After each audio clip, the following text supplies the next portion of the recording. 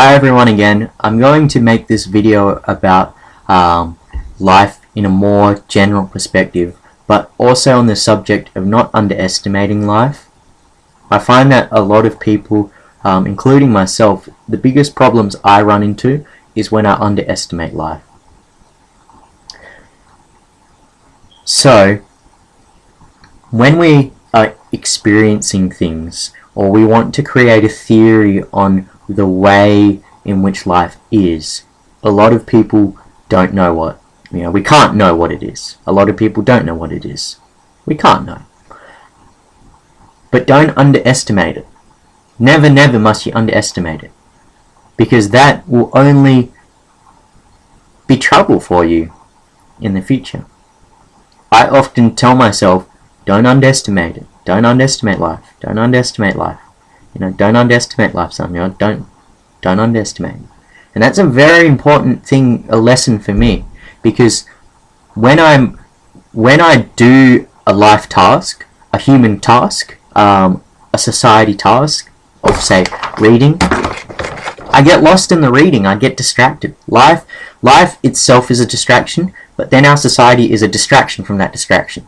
So we've got multiple layers of distractions, and when we get caught too deep in one distraction, we lose that, we forget what that original distraction was. So a good example is the TV. If you watch the reality TV shows, those dramas, if you watch it for 2 hours, you just sort of get lost in it, and then when you come out, you sort of you forget what's going on. You forget about the life. You're lost in that distraction. You're lost in that story.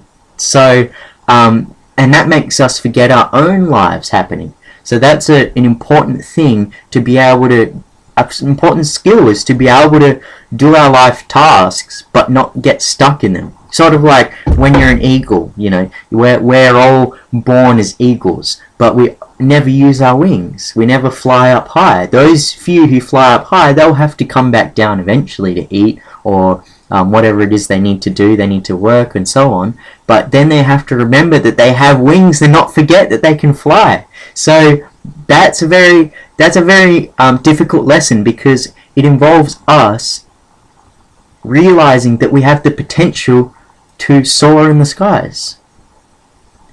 We have the potential to do that, and if we get lost in distractions, we effectively lose our wings. They're still there, but we don't know how to use them anymore, because we were so concentrating on how to open the shell, this nutshell. We're trying to open it with our beaks and banging it, and then we finally get the nut and we eat it, and then we're sort of looking around like, what were we doing before this?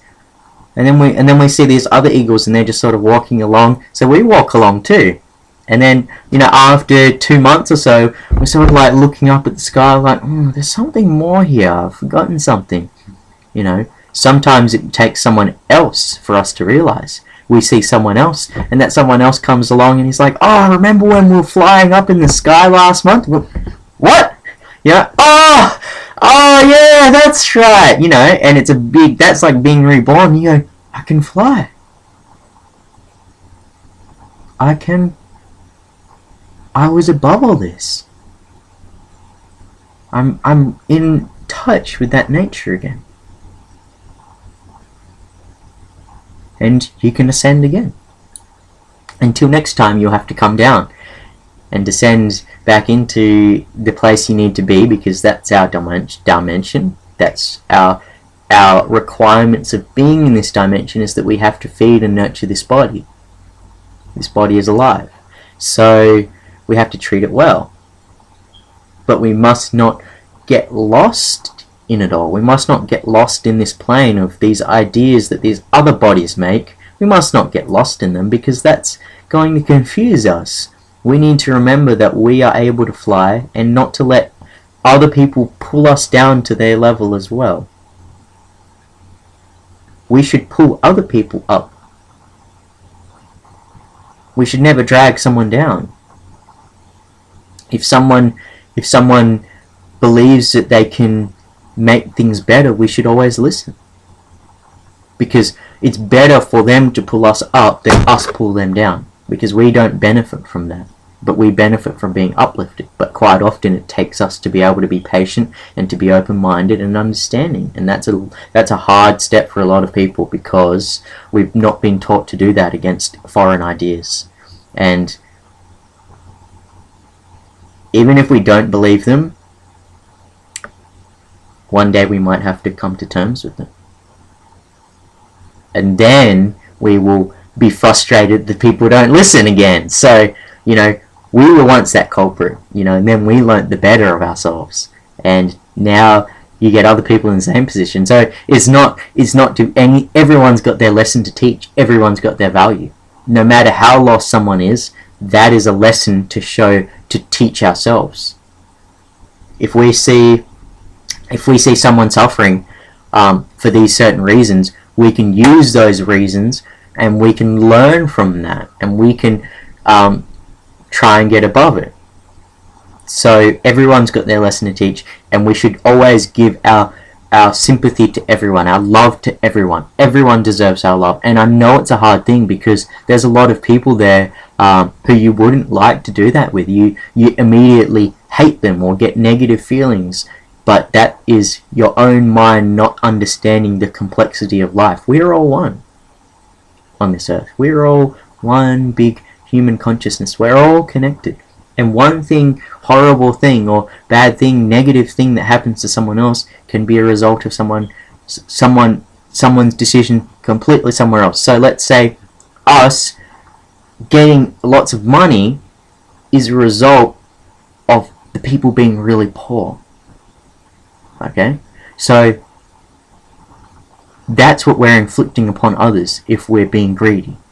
Where we think, oh yeah, it's all good, we get this.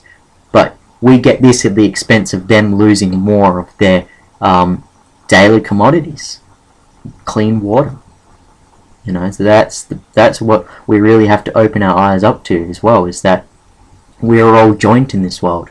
We are all joint. And one thing that happens, say starving people in Africa, you can't say it's their fault, because we're all connected. It's because of the choices we've made as a collective, which has caused that. Therefore, we should solve the problems as a collective.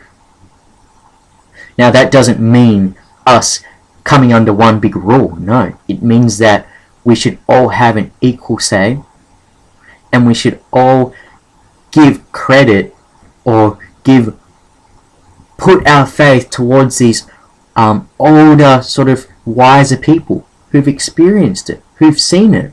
They know the destruction. They know the pain of it. They've been through it. That's what we really need, is to get these guidance from these people who are above this, and they can give us the true answers. And a lot of the times people fear that true answers. They say, oh no, what if they're going to do this? What if they're going to do that? No.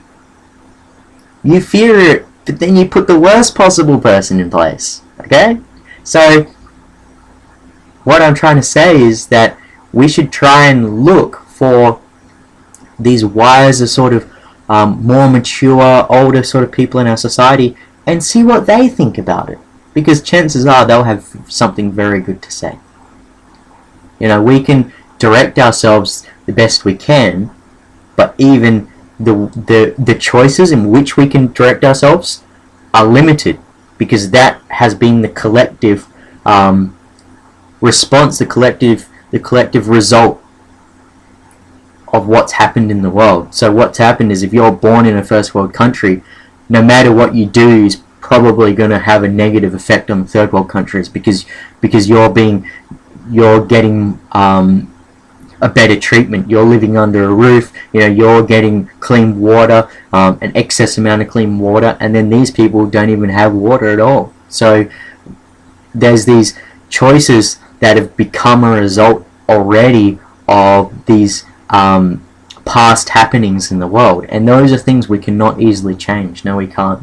That is life, and sometimes life is tough. Sometimes the choices and the roads are unbearable, but that is the life. And remember that everyone lives their own life, but at the same time is responsible for caring and loving everyone else. Unconditional love for the human race, for really all our brothers and sisters out there.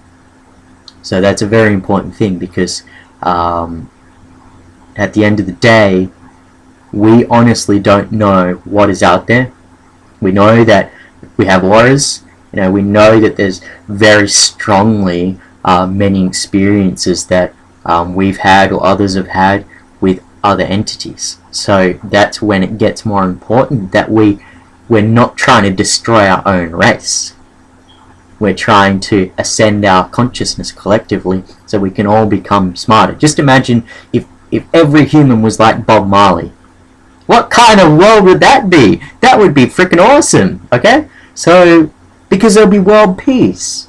There would be, we don't know for certain, but we know that if everyone in the world had access to a better type of education, and just education in general, and education which was more directed towards us understanding more about life, and all the science is going towards understanding more about life, rather than trying to change our body appearances and plastic surgery for appearance and that sort of thing. A lot of money and a lot of is going into that, when we should be taught to love who we are, every individual, and to be thankful that who we are today is a result of the choice, the paths that we've had. And we all walk a different path, and we have to understand that we all have our chosen paths, and that's all been set out for us too, for our lessons to learn.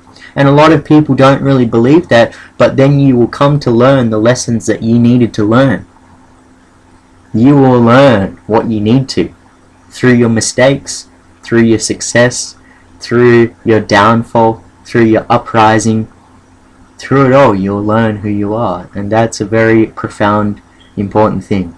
And we always have to remember, don't underestimate the life. Don't underestimate the life. Don't underestimate the life. We have to keep telling ourselves, don't underestimate it. Don't doubt it. Don't keep getting stuck in that human thinking.